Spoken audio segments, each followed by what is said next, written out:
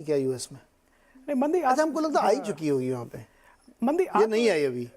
नहीं मंदी I think है, तो डिमांड गवर्नमेंट का पूरा प्रेशर है। और जैसे सुनील जी ने कहा, जो प्रेशर इंटरेस्ट रेट्स पे है वो मैंने भी देखा। दुबई में मैंने काफ़ी लोगों से बात करी जिन्होंने कहा कि पिछले साल तक दिसंबर 31 तक उनका जो इंटरेस्ट रेट था वो 2.5% प्लस 1.5% लाइबोर पे, तो 4% का इंटरेस्ट रेट था।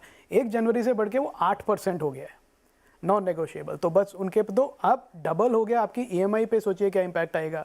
और ये लोग अच्छे अर्नर्स हैं, पर एक डर बैठ जाता है मन में कि भाई मेरा एक आउटफ्लो बड़ा है तो मैं बाकी एक्सपेंस अपने कम कर दूं विदाउट थिंकिंग की ज़रूरत है कि नहीं। एक नेचुरल रिएक्शन है कस्टमर का कि एक मेरा आउटफ्लो बढ़ रहा है ईएमआई का, वो डर बैठ गया। तो जो मैं बाकी चीज़ों पे स्पेंड करने वाला था, किसी वेकेशन पे जाने वाला था, गाड़ी लेने वाला था, बड़ा घर या कुछ और करने वाला था इन्वेस्टमेंट, तो नहीं करता हूँ, कंजम्पशन मैं रोक लेता हूँ। तो ये जो एक है ये सेंट्रल बैंक्स का एजेंडा है और वो ड्राइव कर रहे हैं, करते रहेंगे। और इसका इम्पैक्ट पर एक दूसरी बात मैं आपको नीरज जी कहता हूँ कि जो हमारे देश की जो प्रॉब्लम, हमारे जो इश्यूज हैं वो इन देशों से बहुत अलग हैं।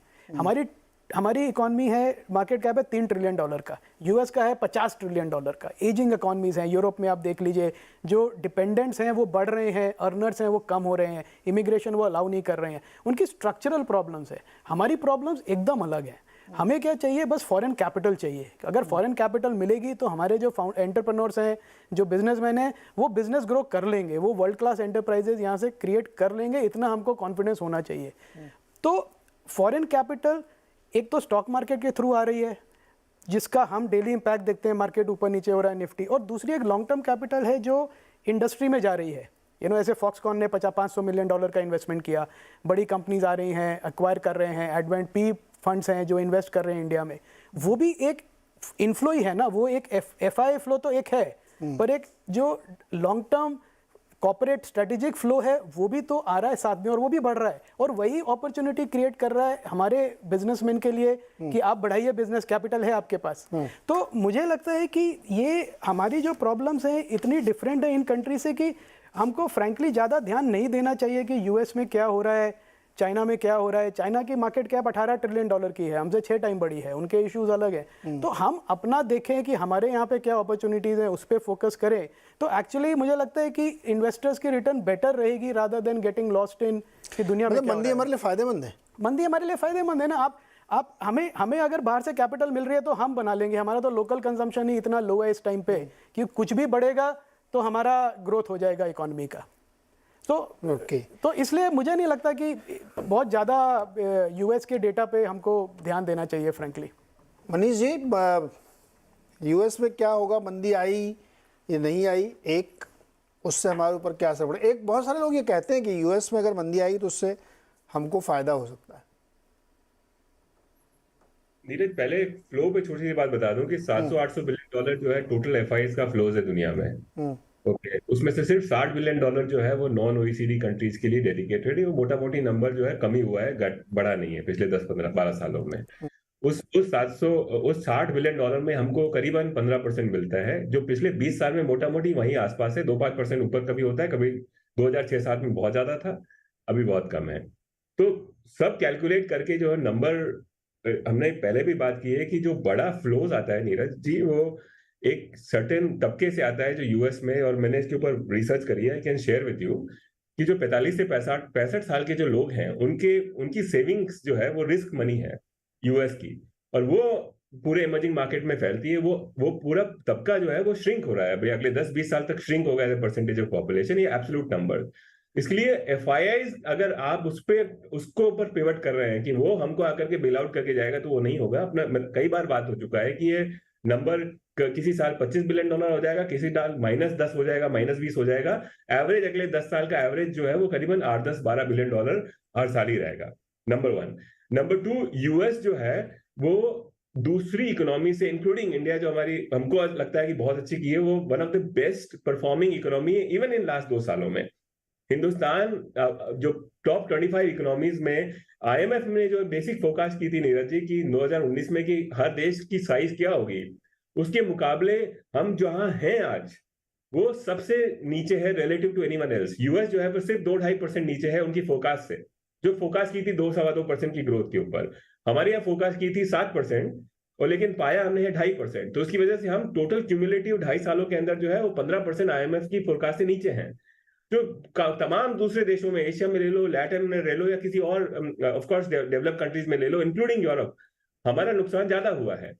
तीसरी बात कि जनरल में जो आरओईज की बात करता हूं, हमारी फर्म्स की आरओई एक इंडियन एक्सेप्शनलिज्म था 90s और 2000s में, वो नहीं है अब। हमारी कंपनियां मिल बैठ करके 15-16% ही कमा पाती हैं अच्छे समय में। पिछले 3 साल का क्यूमुलेटिव अगर निफ्टी का या टॉप 1000 कंपनीज का मीडियन आरओई देखोगे तो 15-16% ही है। वो बहुत अच्छे समय में है। उससे पहले हम 13-14% में गिर गए थे। और पिछले 5 सालों में आरओई जो है यूएस की कंपनियों की बेहतर है हमसे। तो इन सब बात का मायना क्या है कि यूएस इकोनॉमी जो है वो रिलेटिवली बेटर प्लेस्ड है। मोस्ट प्रॉब्ली वहां पे जो रिसेशन आएगा वो माइल्ड सा आएगा। आपके लिए और आपके इन्वेस्टर के लिए एक छोटी सी अपॉर्चुनिटी है इन 3-6 महीनों में कि वो अपने टोटल पोर्टफोलियो को जो पूरा का पूरा हिंदुस्तान की या तो फिक्स्ड इनकम में है या फिर हिंदुस्तान की कंपनियों में है, वो उसको रीएलोकेट करे यूएस टेक में या यूएस मार्केट में, क्योंकि वो बेहतर मार्केट है, ज्यादा बेटर ग्रो करेंगे और आज रिलेटिव टू हिस्ट्री ज्यादा चीप है relative to India. Of course अगले पिछले 10-15 साल का आप टोटल हिस्टोरिकल पैटर्न देखेंगे। मुझे फिर मनीष जी एक चीज बताइए, मुझे मार्केट हमारा फिर इतना रेजिलिएंट क्यों है? अगर हम मान लें कि हमको इतना अच्छा रिटर्न नहीं मिलता या क्यूमुलेटिव लेवल पे बहुत अच्छी ग्रोथ नहीं हो पा रही, फिर भी हमारा मार्केट मजबूती के साथ खड़ा है, वो सिर्फ इसलिए कि एसआईपी चल रही है? बिल्कुल बिल्कुल। तो पैसा तो देखो, फ्लो भगवान है। तो इन द एंड डिमोनेटाइजेशन के पास में एक फ्री फ्लोट क्रिएट हुआ है। और हिंदुस्तान के अंदर भी जो एक 35 साल से 40 साल के आदमी के आसपास की पॉपुलेशन जो अब काफी तेजी से एक्सेलरेट हो रही है, तो एक नेट सेविंग जो आपका ऑडियंस है वो वही है एक्चुअली। 25-30 साल का बंदा पैसा नहीं डाल रहा है मार्केट के अंदर बड़ा। तो एक फ्लो जनरेट हुआ है जो पहले नहीं था। अब म्यूचुअल फंड जो है करीबन 1% ऑफ द मार्केट कैप हर साल जो है डिप्लॉय कर रहे हैं, अगर रेट्स नीचे रहती हैं तो इसकी वजह से मार्केट रिलेटिवली रेजिलिएंट है। लेकिन आप डॉलर टर्म्स में अगर रिटर्न देखेंगे 2007 में, पिछले 15 सालों में हमने मोटा मोटी फिक्स्ड इनकम इंडिया के अंदर जितना रिटर्न दिया है उतना ही इक्विटी ने रिटर्न दिया है। मैं एंटी इक्विटी नहीं हूं। मेरा पॉइंट सिर्फ यह है कि हर वक्त हर मोड़ पे रुक करके संभलना चाहिए और देखना चाहिए कि क्या सस्ता और क्या क्या क्या महंगा है। इस वक्त बॉन्ड इक्विटी से ज्यादा सस्ता है। 2020 के अंदर ऑफ कोर्स इक्विटी जो है बॉन्ड से बहुत सस्ती थी। फिर 2023 के अंत तक ऐसी स्थिति आएगी कि शायद इक्विटी जो है बॉन्ड से सस्ता हो जाए।